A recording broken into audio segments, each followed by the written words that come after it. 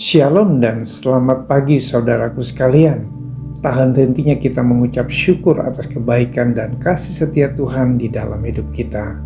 Sebelum mendengarkan pesan Tuhan pagi ini, mari kita berdoa. Bapa, di dalam nama Tuhan Yesus kami bersyukur untuk berkat kemurahan-Mu, perlindungan-Mu dari malam hingga pagi hari ini. Terima kasih Tuhan, kami diberi tubuh yang sehat, kuat, hati yang penuh sukacita dan damai sejahtera-Mu. Pada saat ini kami kembali mau mendengar pesan firman-Mu. Jamah hati kami agar kami dapat mengerti akan kehendak-Mu. Hanya di dalam nama Yesus kami berdoa. Amin. Tema renungan kita pagi ini adalah percaya dan kerendahan hati. Firman Tuhan diambil dari Matius 9 ayat 27 sampai 31. Demikian firman Tuhan. Ketika Yesus meneruskan perjalanannya, dari sana 2 orang buta mengikutinya sambil berseru-seru dan berkata, "Kasihanilah kami, hai anak Daud." Setelah Yesus masuk ke dalam sebuah rumah, datanglah kedua orang buta itu kepadanya, dan Yesus berkata kepada mereka, "Percayakah kamu bahwa aku dapat melakukannya?" Mereka menjawab, "Ya Tuhan, kami percaya." Lalu Yesus menjamah mata mereka sambil berkata, "Jadilah kepadamu menurut imanmu." Maka meleklah mata mereka, dan Yesus pun dengan tegas berpesan kepada mereka, katanya, "Jagalah supaya jangan seorang pun mengetahui hal ini." Tetapi mereka keluar dan memasyurkan dia ke seluruh daerah itu.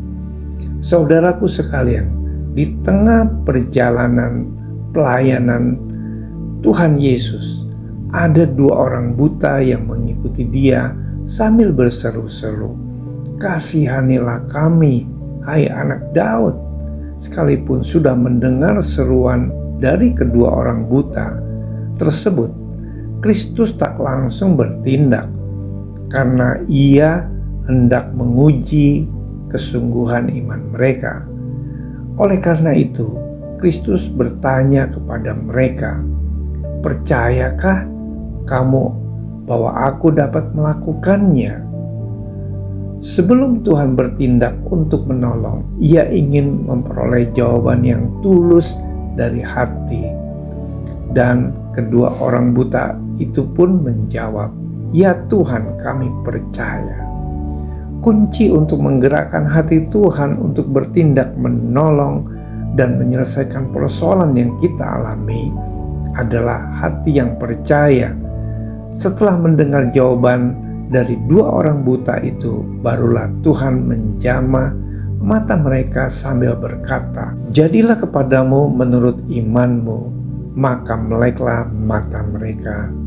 Saudaraku sekalian, kita menginginkan berkat, pertolongan dan mujizat dari Tuhan. Tapi selama kita masih mengandalkan logika, mengandalkan kepintaran dan kehebatan manusia, dan menggunakan cara-cara manusia, sulit bagi kita untuk dapat melihat dan mengalami campur tangan Tuhan. Selain itu, punya kerendahan hati adalah kunci untuk mengalami pertolongan dan kebaikan Tuhan. Selama kita merasa diri hebat, pintar, dan mampu, selama kita masih meninggikan diri, tak mungkin pertolongan kita terima dari Tuhan. Seorang perempuan Siri Fenisia yang anaknya kerasukan setan merendahkan diri sedemikian rupa di hadapan Tuhan. Sekalipun ia disebut anjing, tak membuatnya marah atau tersinggung. Saat meminta tolong, Kristus berkata, "Biarlah anak-anak kenyang dahulu, sebab tidak patut mengambil roti yang disediakan bagi anak-anak dan melemparkannya kepada anjing."